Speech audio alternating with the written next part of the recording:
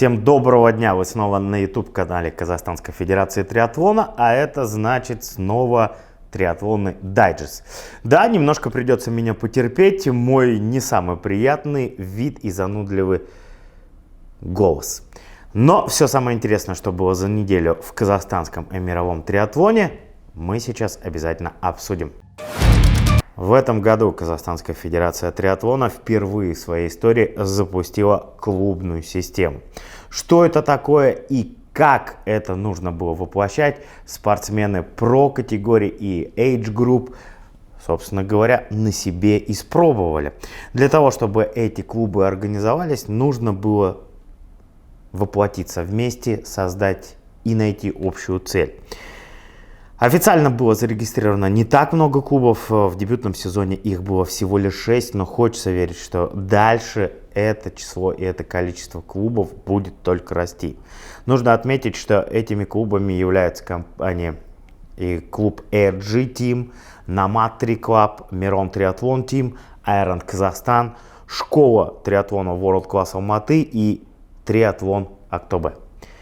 Эти клубы уже вписали свои имена в историю, так как они являются первыми. И без них мы уже, надеюсь, никуда. Дальше только вместе.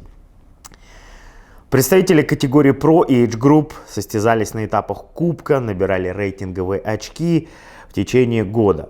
После эпичного финала, который проходил в Актау на побережье Каспийского моря, а там этап получился настоящий такой, прям, я думаю, подводящий итоги всего непростого, вот такого, может быть, ковидного, карантинного соревновательного этапа. И давайте подведем итоги и поздравим еще раз победителей и призеров этого клубного зачета 2021 года. Nomad Tri Club из Нур-Султана навсегда вписал свое имя в клубную историю Казахстанской Федерации Триатлона. Nomad Tri Club набрал 1645 очков за сезон и стал первым обладателем клубного зачета. На втором месте расположилась команда Iron Казахстан, в ее активе 1338 очков, и на третьей строчке представители ARG Team, у них 750 очков. Нужно отметить, что в категории Pro у женщин лучшей спортсменкой сезона стала Екатерина Шабалина. Она набрала 360 очков. На второй позиции представительницы ARG Team расположилась Надежда Бекмагамбетова. У нее 330 очков. Что касается мужчин, то лучшим здесь стал представитель Nomad Tri Club Дарын Кунзбаев. У Дарына за сезон 320 очков набралось. Второе место за счет, в первую очередь, и хорошего, удачного, суперского выступления в Актау в исполнении Ивана Тутукина. Напомню, что на финальном этапе очки удваивались на 2, поэтому вот я думаю, что тут тактика и план Ивана Тутукина воплотился в жизнь по полной программе. На третьем месте завершил сезон представитель Алматы Ануар Турубаев, представитель World Class Алматы. В его активе 100 очков. На четвертом месте Алихан Абусиит из ARG Team. И на пятом еще один представитель ARG Team. У них, соответственно, 60 и 30 очков соответственно. Клуб-победитель получил переходной кубок, кубок Тимир Адам. И они, я надеюсь, в таком же составе, а может быть еще и усилятся, будут защищать его в следующем сезоне. Всех победителей и всех призеров мы награждали на гала-ужине в Актау. В Риксос Актау, за что им отдельно опять же спасибо. Ну и, конечно же, большое-большое спасибо нашим постоянным партнерам, нашим спонсорам. В первую очередь, это, конечно, Фонду национального благосостояния Самрук-Казына, группа компании Eurasian Resource Group, а также финансовый партнер Фонда поддержки индустрии спорта и туризма «Спорт КР». Всем большое спасибо за этот сезон еще раз. И я надеюсь, что эта клубная система потихоньку будет развиваться и свой маховик раскручивать. Я думаю, что после первого сезона многие наконец-то сумели понять и на собственном примере ощутить, что такое и что из себя представляет клубная программа от Казахстанской Федерации Триатлона. Ну а дальше, как говорится, больше.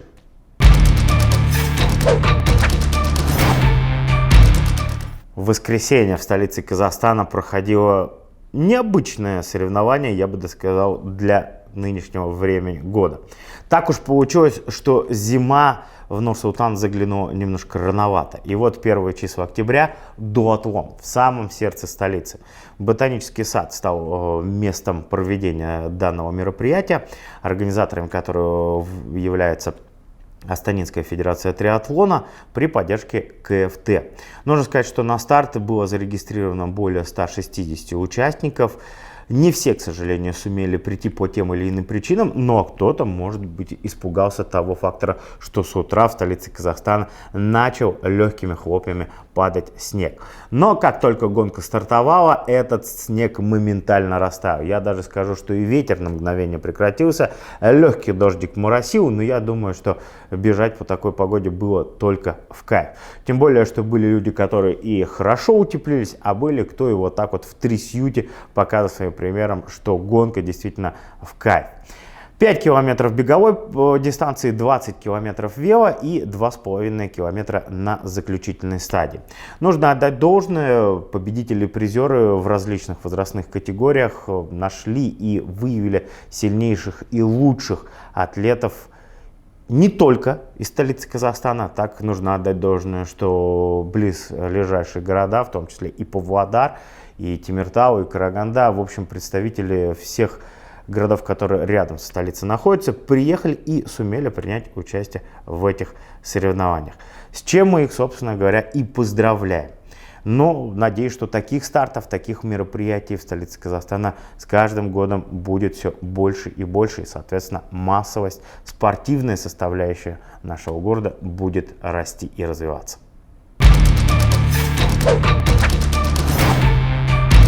В выходные в Алании завершился молодежный чемпионат Европы по триатлону. В соревнованиях приняли участие 164 атлетов юниоров из 25 стран Европы и Азии. Участники определяли победителей на суперспринтерской дистанции: 300 метров плавания, 8,3 километра вело и 3,4 километра беговой программы. Нужно сказать, что отбор до финала проходил в 3 стадии, в 3 различных забега, и, соответственно, было очень любопытно понаблюдать, кто сможет себя очень грамотно на протяжении всего соревновательного дня разложиться. Нужно отдать должное и сказать, что в этом мероприятии, в этом ивенте принимал участие представитель Казахстана, представитель Акмолинской области Максим Шмулич. Он в итоге занял 27-ю позицию из всех атлетов. В своем полуфинале он показал 12-й результат, его время было 35-39, ну а в финале Б вот как раз таки Максим суммарно занял свою позицию. Там он показал время на 3 минуты быстрее, чем квалификационно. Победителями гонки стали у мужчин Флоренцо Анджелини из Италии, ему на подиуме помогали праздновать успех португалец Батиста и представитель России Роман Минеев.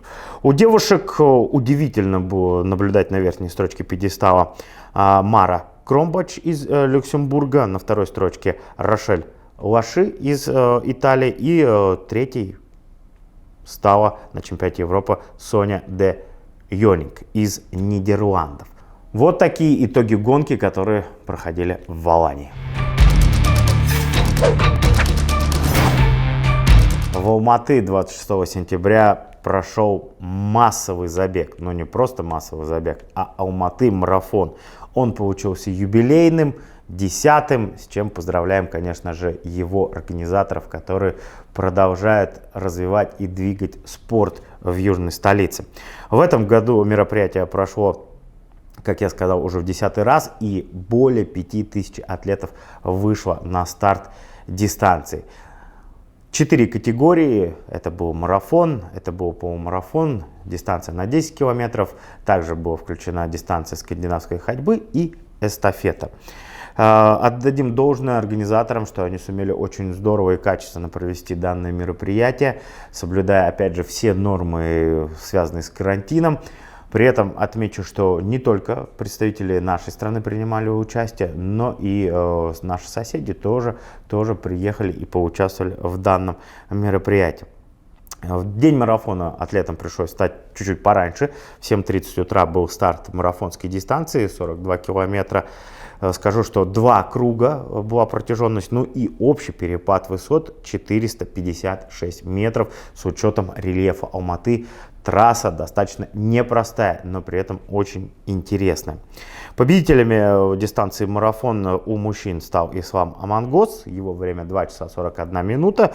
У женщин лучшей стала Дана Гусарова, 3 часа 45 секунд. Отметим, что юбилейный марафон в Алматы получился очень насыщенным и интересным, и поэтому и гости, и местные жители Алматы могли наблюдать настоящий праздник, потому что трасса была усыпана группами поддержками. Оркестр на протяжении всей дистанции поддерживал атлетов, поэтому больше, наверное, казалось, что процесс не соревновательный, да, а процесс настоящего праздника проходил в эти дни в Алматы. Нужно отдать должное, что в эти же сроки в столице Казахстана, в Нур-Султане, проводился еще один марафон. Астана марафон 2021, он был приурочен к 30-летию независимости нашей страны. Плюс еще попутно это был и чемпионат Казахстана на длинной дистанции. Новости Ironman. Ну что, наконец-то потихоньку с ковидом мы начинаем разбираться, вроде бы все проясняется, и организаторы чемпионатов мира Ironman наконец-то могут выстраивать свой рабочий график и, собственно говоря, готовить уже атлетов к тем или иным ивентам. Так уже стало известно, что чемпионат мира по Ironman 2022 года пройдет в Сент-Джордже в штате Юта. 28-29 октября это будет. Чемпионат мира по Ironman 2023 года состоится в Лахте, в Финляндии. Сроки будут конец августа. Ну и вот было объявлено совсем недавно, что чемпионат мира 2024 года пройдет в Новой Зеландии.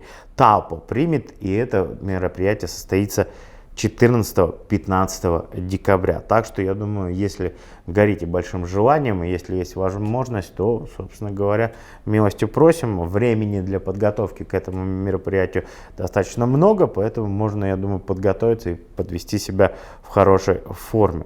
Ну и как не отметить в данной ситуации, что потихоньку наконец-то возобновляются старты, мировые старты, чемпионаты мира. И это говорит только о положительной динамике, что мы потихоньку начинаем приходить в себя.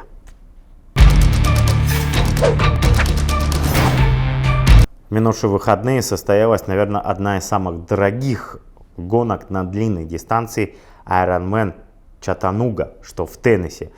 $100 тысяч призовой фонд составлял для участников, и поэтому эта гонка по-настоящему собрала, но немало звезд большого триатлона. Нужно сказать, что Джо Скиппер из Великобритании стал победителем своей дистанции, да, в категории Pro. У мужчин его результат 7 часов 46 минут и 19 секунд. Отмечу, что вся тройка призеров, а на пьедестале почета оказались канадец Сандерс и американец Хоффман. Так вот, вся тройка сумела выложиться, да, и уложиться в 8 часов. Что касается девушек, то здесь победительницей стала хозяйка трассы Скай Монш. Она показала результат 8 часов 34 минуты. На второй позиции оказалась испанка Фрадес, 9 часов ровно. И Мелани Макуайт из Канады, 9 часов 4 минуты ее результат. Ну и параллельно, конечно, проходило много гонок. В частности, проходил Ironman и в Козумеле в Мексике, проходила дистанция в Агасте в Джорджии. Поэтому Ironman на выходных, как всегда, был не без внимания. На каждой дистанции принимало большое количество участников. Отмечим, что вот в Агасте, в Джорджии, в категории мужской Edge Group также был представитель Казахстана Тимур Байтурсынов. Его время 6 часов 57 минут и 15 секунд. Тимура мы поздравляем с этой гонкой.